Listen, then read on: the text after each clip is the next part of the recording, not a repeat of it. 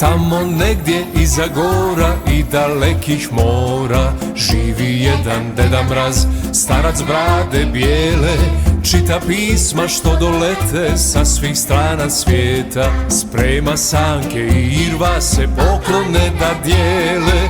Ho, ho, ho, kroz oblake sanke lete, ho, ho, ho, možda i do tebe slete, ho, ho, ho. Moraš biti dobro dijete da ti pokloni dolete.